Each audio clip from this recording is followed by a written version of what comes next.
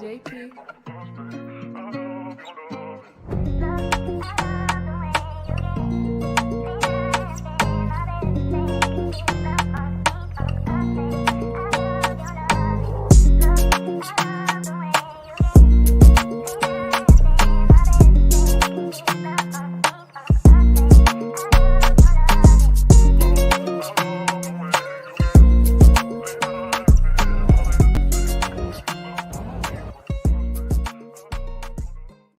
Right, hello there, everyone. Welcome back to James Redmond TV, and welcome to the rendition of the greatest show on YouTube from a Liverpool fan platform basis.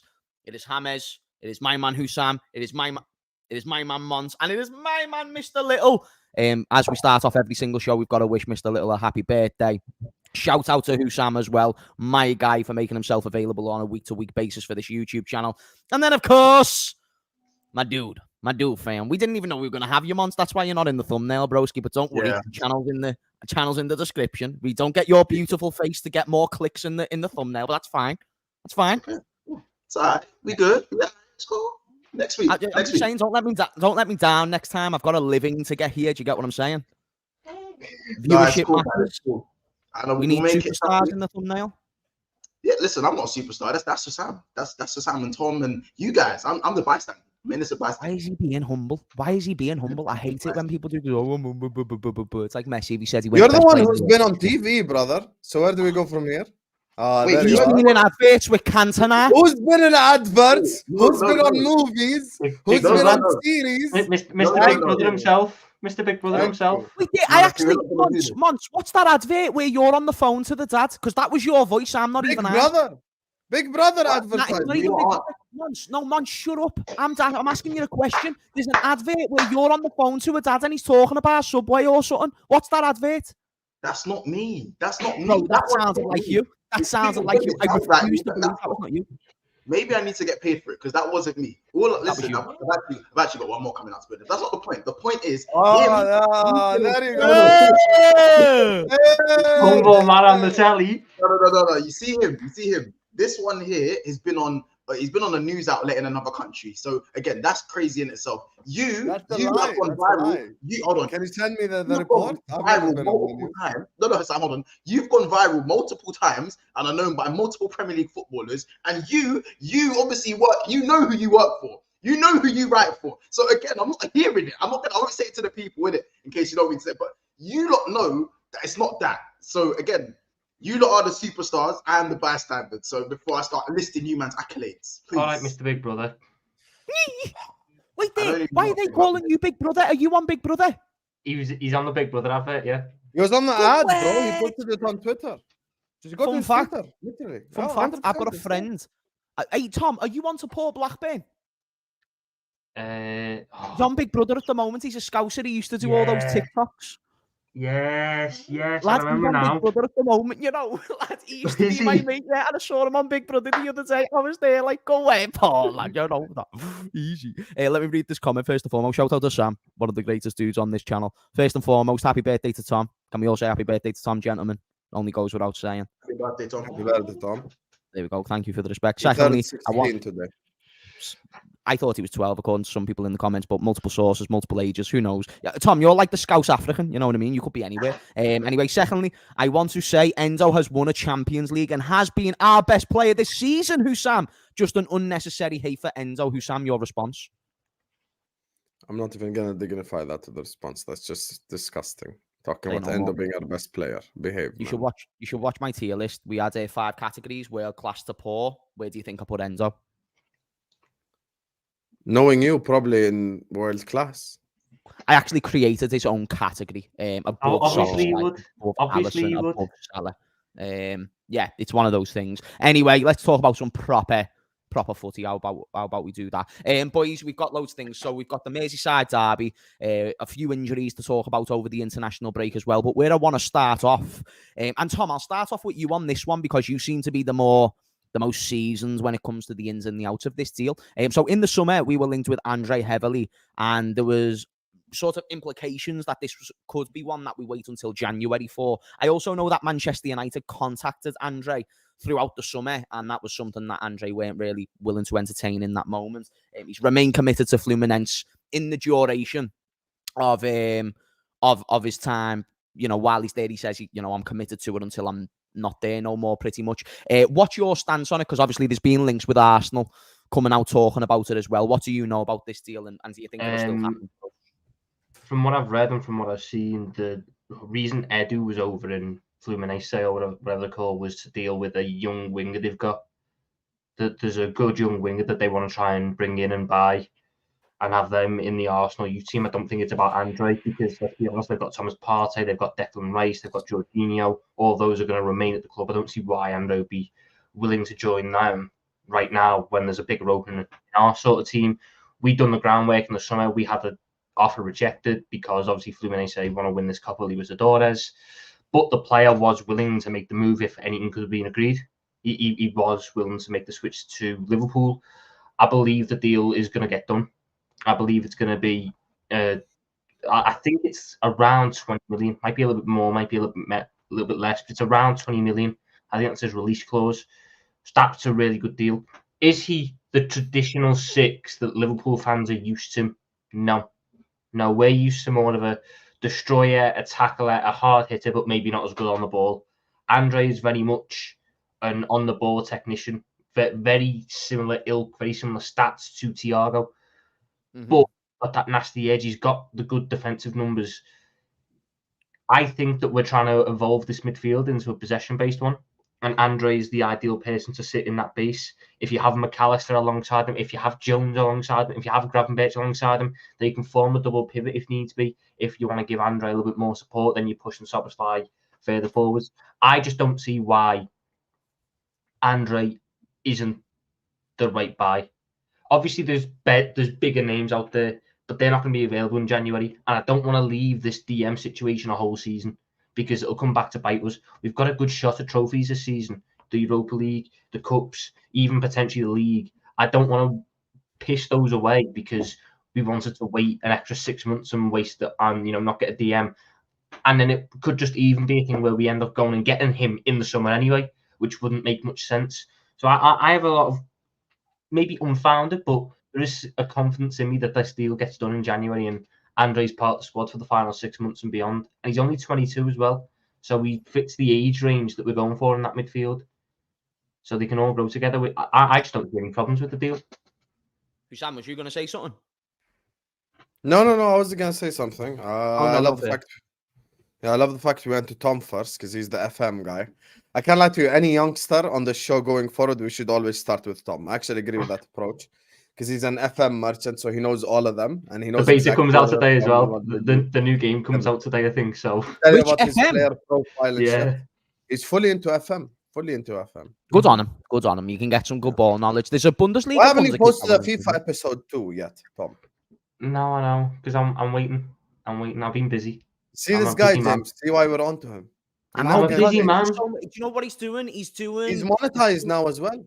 I don't want to say a Jordan Ibe because Jordan Ibe went through a tough time. I'm trying to say someone who was so on it when they were younger and then just decided not to. Like Jerome Sinclair.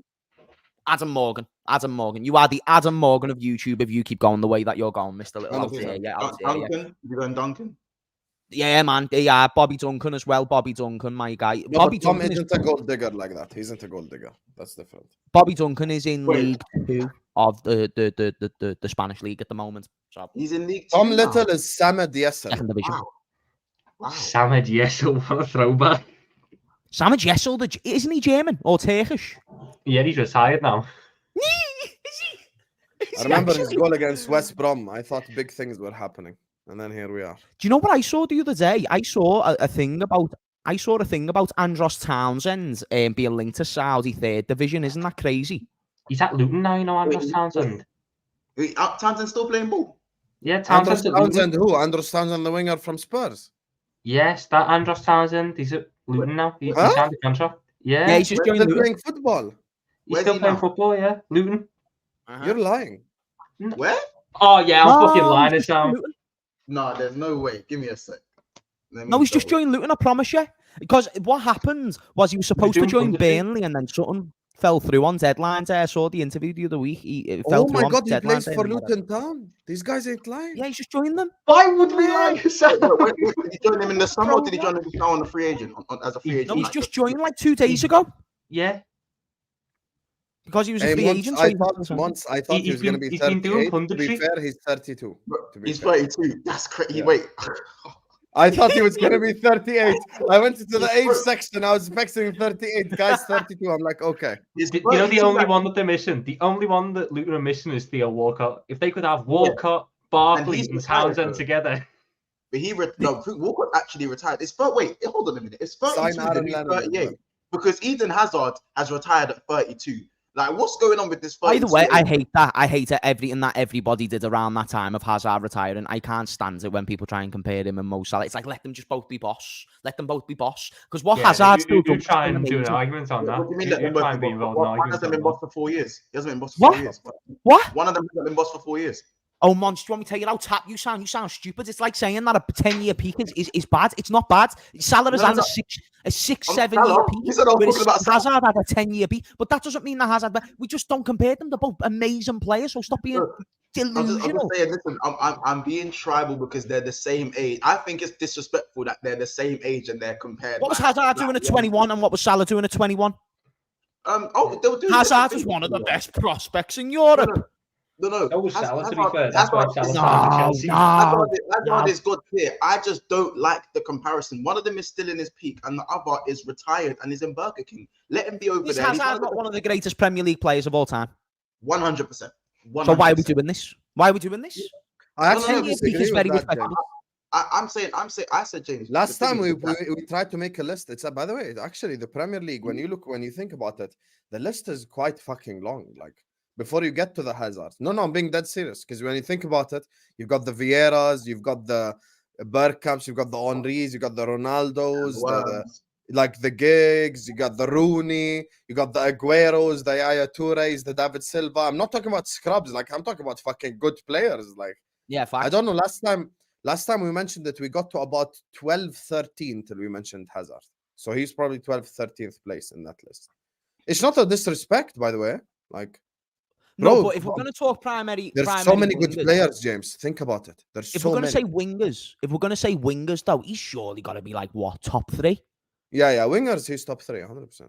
Top 3. Who has a better Premier League legacy? I know I'm further in the conversation now. Salah or Hazard, like Premier League legacy. Right now, you'd still probably say Salah, of course. If you're measuring stick is trophies and you probably go Hazard. Everything, just measure everything and then everything at Salah. You're looking at Salah. Two PFA Player of the Years, 3 Golden Boots, a Playmaker Award, a Premier League title, 4 Team of the Years, 170, 180 odd goals, almost 100 assists, all lists in 6 years. And then, me personally, when you say Premier League legacy, I also include what you've done in the Champions League whilst you were a Premier League player. Yeah. And that just kills any hope for Hazard because that man has 1 Champions League knockout goal at Chelsea. 1. Wow. Also, James, by the way, 15-16 Hazard had the single worst season for any. I know he had one really bad year that year, didn't he? I remember. You cannot push still that. Cooked us at Anfield at the end of the season. Do you remember? He had a terrible season. I went to that game. I was in the Annie Road end when it was fucking available. And next thing you know,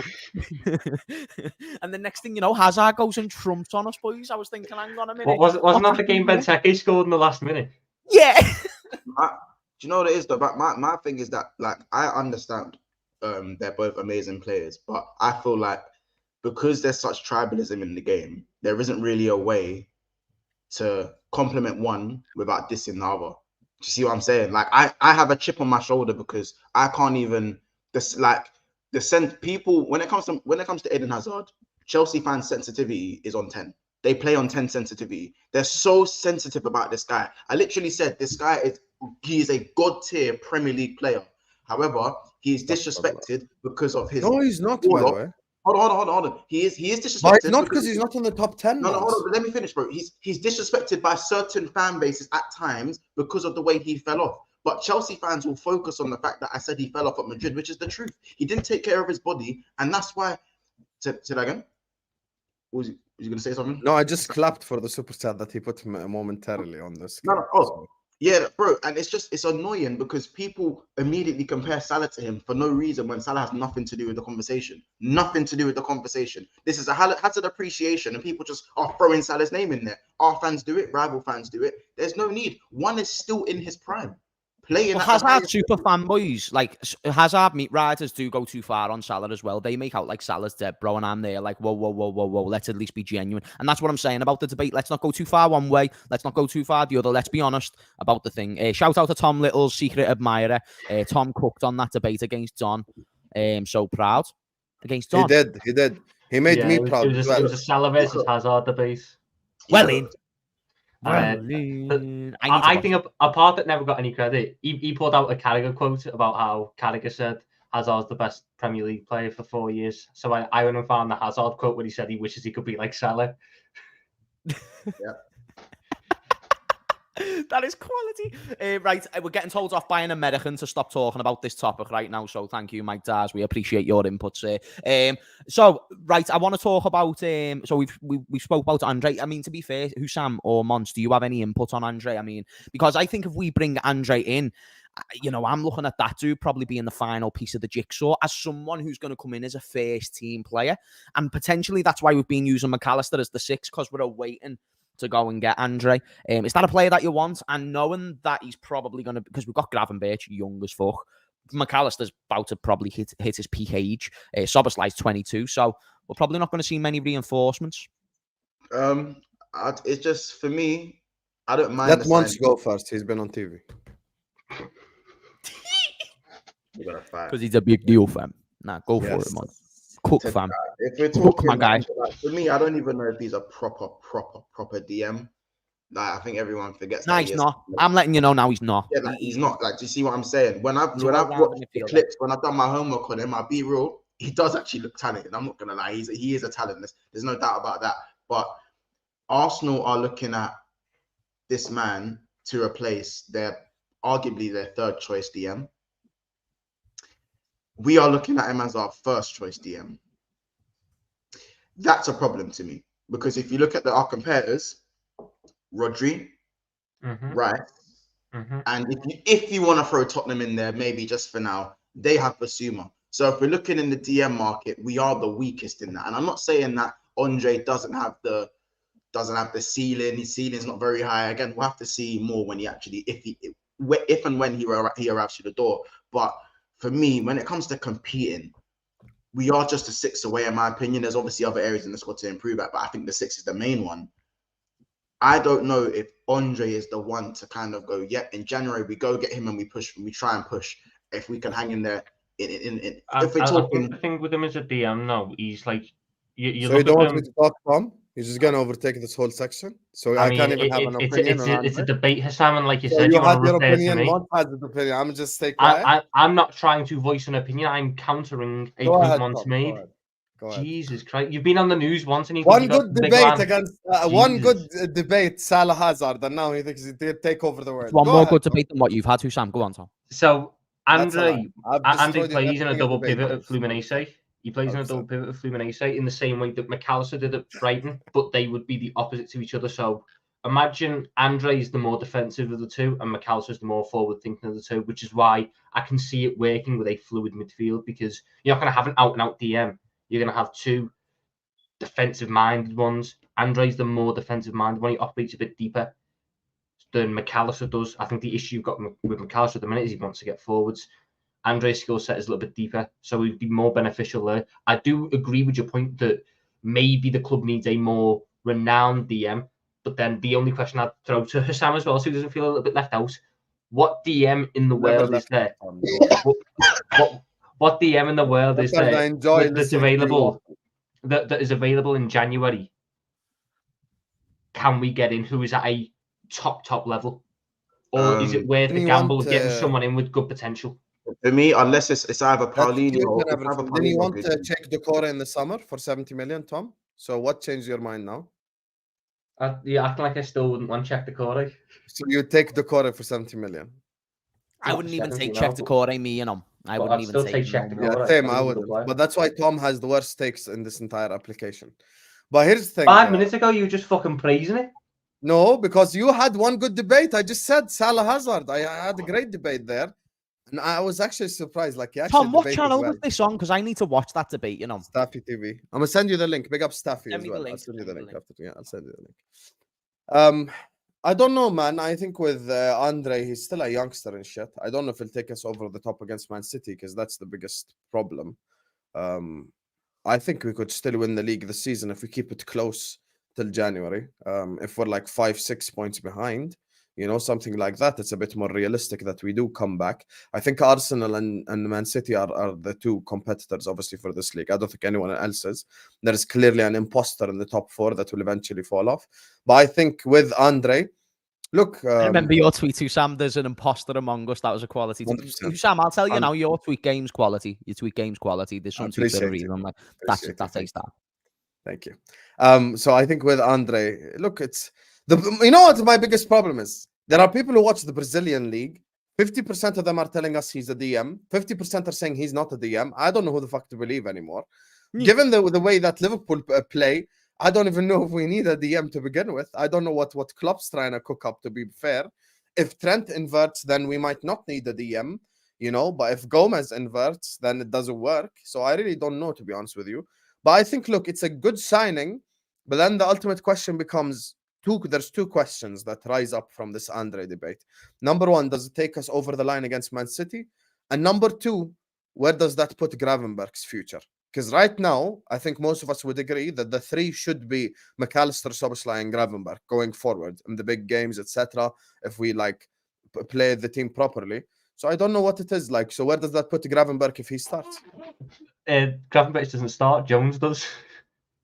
No, that won't remain the case. That will not remain the case. If Klopp really has like football and intellect the way I think he does, he will not keep Jones in that team on a regular basis. I'm sorry, I think Jones needs to stay in that team when McAllister. Tom, we agree. We agree on that one. He's not better than Gravenberch. He's not better than Gravenberch, but when you've got McAllister as the six, I'm saying with McAllister at the six, you need what Jones provides more than what Gravenberch does. But I want to see Gravenberch cook. Am I asking for That's too much? why I think when Andre comes in, Gravenberch might get more of a chance, but then McAllister will probably move forward. I'm with you. Gravenberch can cook, bro. And I think call me crazy. I think he could play DM. I think he could play right DM. I think he could play left CM. I think he can do the lot. You see his half. We're on the same page. We're on the same fucking page. Bro, he has done a thesis on Adam Lallana's Cruyff turn and made it his own. He has done a thesis. I've got an unpopular opinion before Monts continues his amazing rant, because I agree with him here. And you know what I'm like. When people agree with me, I'm buzzing. Get on this. I think when or if Andre does join, I think that removes McAllister out the team. Hear me out. I think Gravenberch is better than McAllister, and I think Andre will play in that holding role, and McAllister will nicely warm the bench. And if we want just to comfort him and make sure that his morale's increased, we'll bring Kevin McAllister from Belgium. How about that? I mean, I don't know about the last. McAllister is our best midfielder, not called Szoboszlai. Let's cut the crap here. It's not his fault. It's not his fault he's playing DM. It's not his fault. He's been scapegoated. I don't think he's better than Gravenberg. Personally, I don't think he's better. He is better than Gravenberg. He is. We're doing too much more. We're doing too much. McAllister's 100%. Based on what substance? 100%. Based on McAllister being a fucking World Cup winner, being an all-rounder. So you ask me a question and then all three of you go into rant mode. Can I answer the question? Hold on, I think you're insane. Yeah. No, but Tom, I know you're going to agree with James anyway. So I agree with you. I agree with you. So here's the McAllister's better. So here's the thing. Chat, who do you think's better, Gravenberch or McAllister? Carry on. Can I just land my point? Just 30 seconds uninterrupted, and I promise I'll be done. 30 seconds. McAllister has been genuinely scapegoated. He's actually been scapegoated. It's not his fault he's playing DM. He's not a DM. We have yet to see the best scenario of Alexis McAllister. He's on the 8. We all summer long, all of us said we need to sign a DM. Why? So we could play DM, McAllister, and Szoboszlai. That was the plan. I'm going to stick to that plan because I want to see McAllister play that left-sided 8. He's been scapegoated. He's a World Cup winner. He's Premier League proven. He's an all-rounder. Good defensively, good offensively. So I'm not disrespecting him. He's not good defensively. Oh, there you go. There you go. He's fine. He's If okay. if Gravenberch is so good Yeah, defensively, why doesn't he play DM then? I didn't say I didn't say he's bad defensively. I said he's not good defensively. He So why is isn't bad, Gravenberch the DM? mid, so mid, huh? Why isn't Gravenberch the DM, Mr. Monts? Because I don't know. You have to. I don't know. I don't know. There you are then. How does that prove your point? No, hold on. How does that prove your point? Why is Gravenberch not the DM? Because if Gravenberch was so good and phenomenal as you guys make out, you know who's phenomenal? Soboslai. That's why he walked into the team and he starts. Okay. And he starts every game. Soboslai's better Okay, than all no of them. problem. Soboslai's better than all of them. But if Gravenberch Gravenberch is as good as you guys make out and he's better than McAllister, then surely he'd be the starting DM. Soboslai's the best out of all of them. So why doesn't he play DM? No, Soboslai is not the best out of them defensively. Relax. I mean, he can. Now where does the Japanese Iniesta come into all this? I'll be honest. The Japanese Iniesta, which you guys turned into a joke in the summer, is the reason why we're in this fucked up position to begin with. Because if that's James yes, that is so incredibly. No, Husam, that is so incredibly disingenuous. It is beyond belief. No. Endo is absolutely not the problem. How can he be the problem when he's not fucking playing? That's the problem.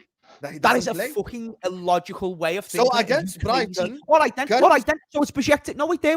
It's Bajektic's fault as well. It's Stefan Bajektic's fault just as much as Endo. Thiago's the problem. You're gonna be Thiago's the problem. Tom's just hit it nail on the fucking head. Wait there. What's Andre? He's pretty much like what we're hoping Thiago could have been. Injury. Not the same thing. Thiago's fault as well. So we're saying both of them were injured, not the same thing. No, because you've got to be consistent. So if it's gonna be if it's gonna be Endo's fault, it's got to be Thiago's fault, and it's got to be Bajektic's fault. He's injured. He's not fit. Doesn't matter. No, we're talking about fit available players, so it doesn't matter. He's still unavailable. If Curtis Jones has been suspended and we're going to Brighton away, your Japanese Iniesta still can't start in DM, and the guy prefers Elliott, and as we know, he prefers Gravenberch because that's who he brought off the bench, then that's the biggest fucking problem. So whoever the fuck made the decision to sign Endo needs to be held accountable, regardless whether it's Klopp or Schmatter or whoever. This is the problem with you guys, man. It's this pathetic ideology. Like, we have to sit up here and just agree with everything Klopp does. Fuck Endo. I'd sell him tomorrow if given the opportunity. That's such a limited way of looking at that Brighton game, though. He's had 45 good minutes against Championship Leicester, and you guys are all wanking all over it. Right now, we went to Brighton away. Curtis Jones was suspended. If Endo was even half decent, he would start DM and McAllister and Szoboszlai ahead of him. But because he's so fucking shit, he doesn't even trust him to play Brighton away. So that's the problem then. He played the diamond against Brighton. Dominic Szoboszlai was the number 10. So there wasn't even anyone who played alongside. It was though, because the stats show that. The fact of the matter was Luis Diaz and Harvey Elliott were out wide. We played the diamond to try and limit their wide play. Therefore, we only had one midfield spot left. That's not how we started the game, and you know he prefers McAllister to Endo. I won't argue that one. But when your next point was he brought Ryan Gravenberch on, yes, because we switched to a flat midfield three, and he still prefers McAllister deeper. So he's going to bring on a more advanced midfielder. Can I ask you something? You know, you're not going to say everything I just said in January. Husam, my brother. Yes, let me ask something quickly. And go ahead. Don't think I'm comparing these two players, but obviously for me, we're not saying he's good enough. Just so you know, yeah. Yes. Look at who we were targeting, and look at who we ended up with. Yeah. So let's be honest with that one. Right? However, what I think is, however. Chat's agreeing with me because you both have because you mixed the argument, so now the chat thinks we've got a different stance than what we do, which is fine. It's fine, but you don't even understand what we're arguing. Carry on. When we signed, Klopp has a thing with doing this with defensive mids. When we signed Fabinho, yeah, his debut was one of the worst I've seen. It was bad. It was very bad. Now, obviously, Fabinho has a backlog at Monaco that was. He had a poor start, yeah. Yeah, he had a better backlog before he signed for Liverpool. He was already a highly rated midfielder that other teams wanted. Obviously, Endo not. However, it took Fabinho a decent amount of time, because remember, football back then was we gave players a little bit more time. And I'm not saying again that I'm comparing these two. Yeah. So are you saying give Endo time? Is that your ultimate point? What I'm saying is for your sake, because I feel like you're being a bit more harsh on him than we are. I'm not being harsh. I'm being real. No. Again, we barely. How we old barely, is Endo? Hold on.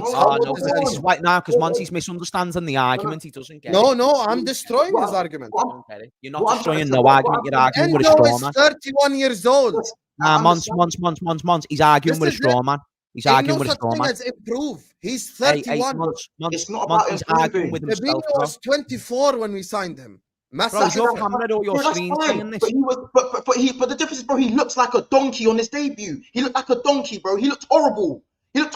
Certain man wanted him out after seeing him. They wanted him out. Yes or no, did they not want Fabinho out after seeing when he started Liverpool? They wanted him out. 24 months. He was 24. I don't get, bro, 24. You're a grown man. You're 24. No. This isn't even the point. I agree. Okay, yeah. So Fabinho didn't have a great start. 24 v 31 is two different Can't arguments. Husam. You can't wait there. You can't blame Endo for what he's done. One, there's been such a small sample size that you can't really conduct whether he's good or not. You can give your opinion, of course, but to say that it's his fault is so incredibly disingenuous when he's played no football. And if it is his fault, then it's just as much the other players' fault who haven't played regular football. Why hasn't Gravenberch played regular football? Okay, when he's played, he's done well. But the point is, you can't just put it all on Endo. The hate for Endo is so unnecessary. But now you're arguing something I haven't argued. Go on then. So how haven't I? Because you're arguing with us saying that we're saying Endo's good enough to start week in, week out, which we've never claimed. Okay, can I explain it then? I explain it? Okay, let me explain it, and then you respond. You all rebuttal me, no problem. But let me actually explain it to what I'm saying. Okay. First of all, Thiago and Bacetich are injured, so that has nothing to do with it. The reason why I'm blaming Endo is Endo. We signed him in the summer. Okay, and we were talking about him being off the bench or the Milner replacement or the blah blah blah, or some people thought starting DM. Okay, no problem. So now what I'm saying is the Brighton scenario. We went away to Brighton. Okay, Curtis Jones was suspended. The logical thing would have been, if Endo was even half decent, is start Endo as the DM and play McAllister and Szoboszlai ahead of them. But Endo is so fucking shit, and he's the reason why we're in this position. And this, I'm gonna link it back to the reason now. But anyway, Endo's so fucking shit that he can't even start Brighton away when we actually needed a DM. Tom's talking about the shape, and this is how you know he's being fraudulent to try win a debate. Tom's talking about the shape that we changed after we conceded the goal, not before. We changed the shape after then. We started in a 4-3-3, but he's trying to be a smart ass up in here. But he does know that I'm smarter than him. Now, third of all, when it comes to why this is Endo's fault, the reason why this is Endo's fault is had we signed a good enough DM to begin with, we wouldn't be in this position. Had we signed a good enough DM and we didn't all, certain people came up here and started sucking off the Endo signing. Had we signed a normal DM, good enough DM, it would have been DM, McAllister, Szoboszlai. And we would have had one of the best midfields in the entire league. That's it. So that's why he's Endo's fault. So when Bacetich has been available, is it his fault? No, wait there, Tom. So when Bacetich has been available but hasn't played, has it been his fault? Bacetich hasn't been available. He has been available. And Bacetich is 19, not 30. It doesn't matter. I think 24 before. It didn't matter when Fabinho was 24. No. Let's go back to Wolves. You know why you're being disingenuous? The reason why age matters is when you're 24, you can improve. When you're 30, this is it. This is you as a player. Full stop. No, I know. That's why he's a utility man for £16 million. And utility man couldn't start even when a player was suspended. That's how he's never supposed to come in to start regularly. How are you not getting that in your brain, Husam? How are you not getting that in your brain? Who did you? Because you're saying who did you blame for the Wolves game? No, wait there. No, because he called McAllister a good defender before. Yeah, he's made multiple mistakes this season defensively. Yet you're going to sit there and say it's all Endo's fault. I could sit there and say it's McAllister's fault. Now you can sit there and say, okay, but it's Klopp who starting McAllister in the number 6. Then I can sit there and say, well, it was Klopp who got Endo, and it was Klopp who wanted Endo. Yeah, and I did just say hold them accountable. 100%, no problem. It's his fault. So are you going to do the same with McAllister? Are we going to say that McAllister's been? Yes, of course. It's Klopp defensively, hasn't he? For starting him 6. 100%. So if Jurgen Klopp is accountable for picking Endo and not picking Endo and picking McAllister, I hark back to the Wolves game where that was a Jurgen Klopp mistake. He should not have played McAllister in that Wolves game, hence why he hooked him after 45 minutes. Is that Endo's fault that Jurgen Klopp made the decision? Okay, I'll tell you right now. I'm the one being consistent here because I've already said hold the Klopp accountable. I just said it. I literally just said it. McAllister playing DM is his fault. Klopp signing Endo is his fault. You guys doing Endo prop is your fault. That Wolves game no, but is an no, even... now he did. You saw it now, just now, didn't you, Tom? Tom, did you just see it just now? You saw what he did just now. He's now going back to our banter stream. That's what he's doing. He's going back to our banter stream. Now it's banter. The stream where we watched compilations of Endo at Stuttgart and said he's a Champions League winner, therefore he's going to be the best Champions League winner, Husam. I called him a Champions League winner. Nah, you're fucking shit, and the quicker we get rid of him, the better. I'd sell him in January. Honestly, I'd sell him in January. Husam, I love you. Husam, I love you. Chat, please tell me you saw what he just did. He just completely changed it anyway. Yeah. Okay, Wolves away. McAllister was in Bolivia 24 hours before the game, and Endo still can't fucking start. That's how shit you know who else didn't start? Husam, you know who else didn't start that game? Gravenberch. Why didn't Gravenberch start? Is he shit? Oh my God! Gravenberch didn't start against Brighton. Gravenberch didn't start against Brighton. He comparing a youngster to a 30-year-old. We're going to move on. We're going to move on. Now, what we're going to say... We're going to move on because it doesn't matter. Grandkids. We're going to move on. Anyway, so be sure to subscribe to every single channel here because pretty much you get this on each other's channels. When I go on Husam's channel, we just argue. Tom's channel, I mean, Tom doesn't fucking upload content, but he will do eventually. Monts has got some of the invite us as well, the fraud. I know, innit, Husam? What the fuck? Come on, Tom. Yeah. Come on. Tom, how many times have I said, let's make a show regularly, and you've just turned me down and ignored me in the group chat? I just have not had the time to make an actual schedule. Fine, you don't think I'm good enough. Hamez, the reason McAllister's bad at defending is Hamez. It's actually it's Tom's fault because he doesn't upload enough. So that's why McAllister. There we go. There we go. No, yeah, you're right. Does that affect? Yeah, right. Okay. So he's not a DM. You're to blame. Right then, Captain Sal says lay off Sobbo. He's our best player. What do you mean lay off Sobbo, Captain Sal? Have we mentioned Sobbo there? I don't think anyone slandered Sobbo. I think. Do you mean Sal? Do you mean McAllister? I think you're a bit confused. Does he mean McAllister or Endo? Captain Sal, just so I understand your super chat, let me know because I don't want to misread that. He's our best player. I think he is talking about Sobbo because he's saying he's our best player. Future Ballon d'Or winner after Mo and Alisson. 2 steps down are the rest. Gravenberch and McAllister about the same. Endo should be in the kitchen making tea, not on the pitch. No, that's fair dues. That's fair dues. No, but it's fine to think Endo's not good enough. But that argument that we just had there, primarily blaming Endo, is not Endo's fault. That's illogical. Is the point that I was leading to. But anyway, would you sell him in January? Would I sell him in January? No. Yes. No, because we need legs. So if Andre comes in, can you tell me Endo becomes what choice? If Bajcetic keeps getting injured, if Thiago keeps getting injured, and then let's say we get one injury to either McAllister or Gravenberch, which is very possible based on our track record and recent history, I think it's fine to have a £16 million player who can at least do a job. It's not like he's a football League 2 player. What job can he do? He played well against Leicester? No. Okay, and now you're going to respond saying it was Leicester. So I'm letting you know. Now I'm letting you know that he can do a job against a lower caliber team. I'm letting you know against a lower caliber team, whether it be in Europe or whether it be a lower caliber team in the Premier League, he's proven that he can do a job. Can we agree? If you're going to be intellectually honest, you'll agree with that. Not all the time. He had 45 good minutes. But he can though, can't he? I'm not saying can he every game, whatever. But he can though, can't he? Because based off your premise, McAllister's going to have a terrible Liverpool career. If we're going to use he was shit against last Clint. If we're going to use the small sample size that we've seen, and Klopp has even came out himself and saw McAllister and identified him as a defensive player, he's going to have a very rough fucking Liverpool career. Can we agree? Therefore, it's McAllister's fault. No, wait there. It's McAllister's fault for not being good enough defensively. I don't give your logic is McAllister isn't good enough defensively, and therefore it's his fault. If you were to be consistent, you'd say the same about McAllister. No. I started this by saying McAllister is not a DM. He's being played as DM. Endo is a DM playing DM, and he's fucking shit at his own role. And if you're talking about lower quality opposition, well, the reason why I can't give you the lower quality identifies Endo as a CDM. Okay, the reason why I can't give you the lower quality opposition thing is because he was shit against last cleanse. So he's not even consistent against the shit teams. For 45 minutes. For 45 minutes. So, Husam, I've got a quick question as well that I want to ask you as well. So yes. One of your arguments is that the fact that Endo can't play in his own position and someone has to come out of the 8 role to go and play the 6 role. McAllister can't do that. But now, for me, I'm saying right now, McAllister has had more bad performances than good performances. Bear in mind, it's not his fault because it's not his natural position. Even though Cap. Even though in the six, Name his bad performances then, since you want an eye roll. Can you name let's it? just move on. Yeah, I was going to say. No, because you can't make blanket statements like that. I can't even finish my point. Okay, go on. Terrible games. Go on, Monts.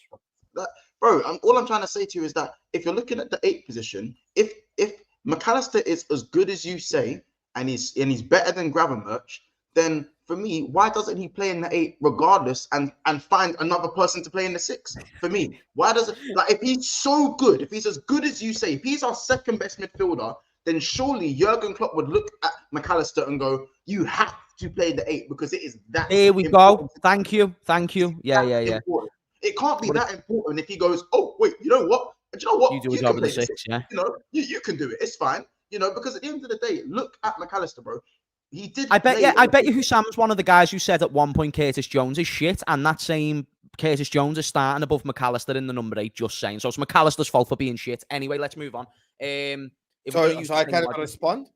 You can respond, but there's no point because I know that you're going to go back and change there is a point. First of all, that is your logic, Husam. I don't think you understand. That is your logic. You don't speak for my logic. First of all, no, you just spoke for your logic. No, you spoke for your logic, not me. Can I speak? Spoke for it. Of course you can. But you've just used the same logic. When I made my top 5 Liverpool players this season, I put Curtis Jones 4th, behind the 3 we all agree on. So I've already rated Curtis Jones highly this season and the last 10 games this season.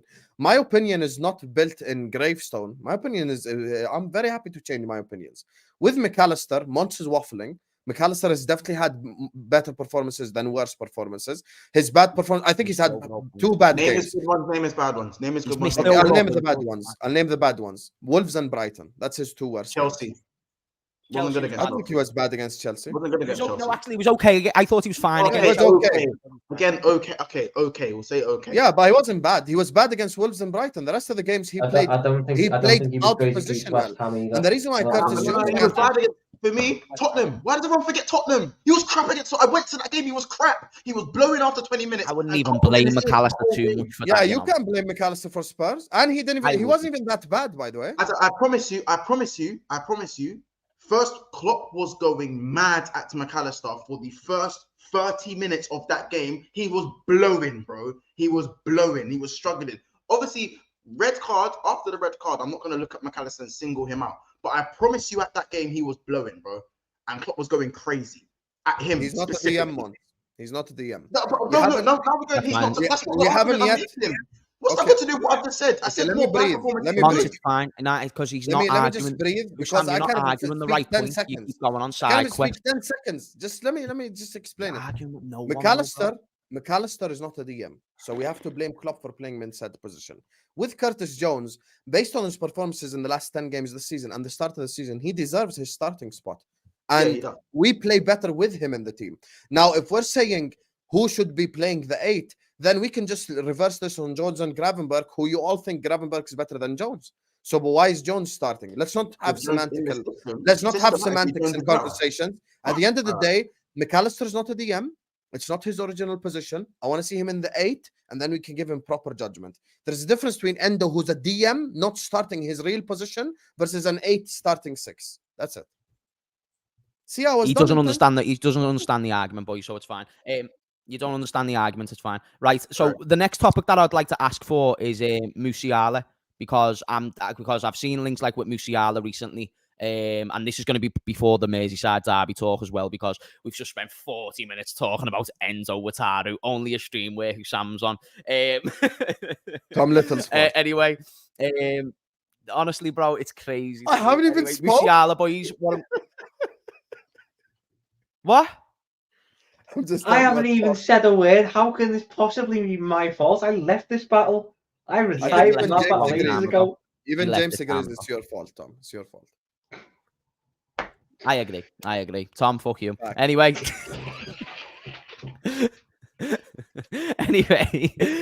Right, so just dead quick on the Musiala. So I've seen that we're interested in him. Do you think there's any legs to it at all? Anyone can take an input on this. I done a video on it earlier, so you guys can go for it. I hope so. I massively hope there's legs in it. I seriously hope that Jamal Musiala. Do you think we're interested? Because that's what's being reported. It's not that we're going to make a bid or anything, but I think we're interested. But I also think it could very easily just be a ploy to get Bayern to give him a bigger contract. Because agents are very good at doing that. In an ideal world, it isn't, and we're able to get Musiala, in which case, yes. I don't want to worry about how he fits in. I don't want to worry about, is the system going to work? I just want Jamal Musiala at my football club because he is brilliant. He is brilliant. He'd be class. I would not be worrying about system writing. The system would be built around him and Szoboszlai. That's what you do for the future. You build the system around him and Szoboszlai, and you just cook. Because he's immense. I have him on the level with Bellingham. I was going to say, like, it's that level of talent, isn't it? And like, here's my logic behind it, is that obviously we've tried to get a big name player, like in recent times, Tchouaméni, Bellingham, Caicedo, just to name a few. I do think we're waiting. I do think we're actually willing to break our transfer record because we understand the importance on a marketing sense, how beneficial that is. So I do think that, you know, whether it's him or whether it's someone of that ilk, you know, a top prospect, I do think we're looking in the market for one. But do I think we'll get Musiala? Based on track record, it says that we won't. And, you know, based on like attraction, unless we start winning Premier League somehow in the next 12 to 24 months, I don't think we've got much to lure Musiala in, including wages and things like that. Because if we go in for him, and then let's say Real Madrid and Manchester City go in for him, we know that we're number 3 out of those 3. Sounds like everyone agrees with the silence, to be fair. Go, Husam. Monts, you want to go on this one? I'll go last. No, you can go. You can go, bro. Listen, hey, TV star. Let's go, man. Let's go, man. Go, man. I'm only a little fan cam merchant. Don't let me talk over you. Monts knows he's my brother, but he's just acting silly on the stream. Anyway, the reason why I wanted to go last is I wouldn't take Musiala at Liverpool Football Club. I simply wouldn't take him. Yep, wouldn't take him. Yep, I'm not taking Musiala. No problem. You can all leave. Musiala is not a good fit for us. I think Musiala is slightly overrated. I think Musiala's problem is in the final third. I was happy with not taking him, but no, James. We stay off camera. No problem. Tom, we stay off camera. You just said he's overrated. No problem. Jamal Musiala is overrated. I'll say this, no problem. I think he has a problem in the final third. I stick by that opinion. I haven't seen him improve in the final third yet. When I see him improve in the final third, then I might change my opinion. But as of right now, I think Musiala is a little bit overrated, and I don't think he fits what we're doing at Liverpool Football Club, because he's essentially a 10, which doesn't fit us. And yeah, that's it. I wouldn't take Musiala. I take Pedri, I take Gavi before him. I take multiple Camavinga, Tchouaméni, all these guys. Husam, let me ask you a question. Bayern Munich won the Bundesliga on the last day, in the last minute of the last game of the season last year. You know who scored the winning goal? Yes. It was Jamal Musiala. You know, he didn't score the winning goal. He was also on the pitch. Literally zero fucks given about Bayern winning the Bundesliga. Zero fucks. No, but you just said, where did we get Szoboszlai from? Anyway, we're not going to do a whole Musiala debate. No, do you know what Bundesliga? Me saying he's not a good fit for us is not crazy. No, I know. It's just not your stylistic preference. Sam, I agree. The reason I didn't walk off camera straight away because I wouldn't take Musiala at Liverpool either. Because stylistically, Tom. No. Hear me out. He is a quality player, but you see what Klopp does to 10s. You see what he does to number 10s at our club. I can't have that for Musiala. He's too good. Like the Carvalho things hurt you, hasn't it? Yeah. He's too good for that because we don't play like. Actually, a good point. How about this? Klopp will run 2-8s until we're dead and gone. He'll run 2-8s until we're dead and gone. He'll run 2-8. Let's go back to how we all thought the season was going to start. Musiala would work left wing for us. That's where he would work. Yeah, he could. I think he works alongside Szoboszlai because let's be honest, what we all thought going into the season, the midfield two, the 2-8 were going to be Szoboszlai and McAllister, both of which are 10s. That is where they play. That was where McAllister was playing last season for Brighton. It's where he's always played for Brighton, bar a couple of games in a pivot. He played in the pivot. Brighton don't even play a 10. You fucking tactical fraud. Bro, I'll be real. Come on, McAllister was not playing in the 10 for Brighton. For Brighton, he played all three, and especially last season, He was played in a double alongside pivot with Caicedo. He played This guy's alongside fucking Caicedo, waffling. and sometimes played as their deepest midfielder, especially when Caicedo went right back. By the way, Thank you. But McAllister was talking about he plays in a 10. McAllister was a 10 for Brighton. As he goes. By the way, Szoboszlai ain't a 10 either. He played on the wing for Leipzig. So where do we go from here? He played. You see how when I expose your fraudulence, you start crying? You didn't even let me step in. You didn't even let me say anything. Oh my God, let me walk off. You didn't even let me say anything. Right. For Hungary, where did he play? A 10. For Leipzig, for Salzburg, where did he play? A 10.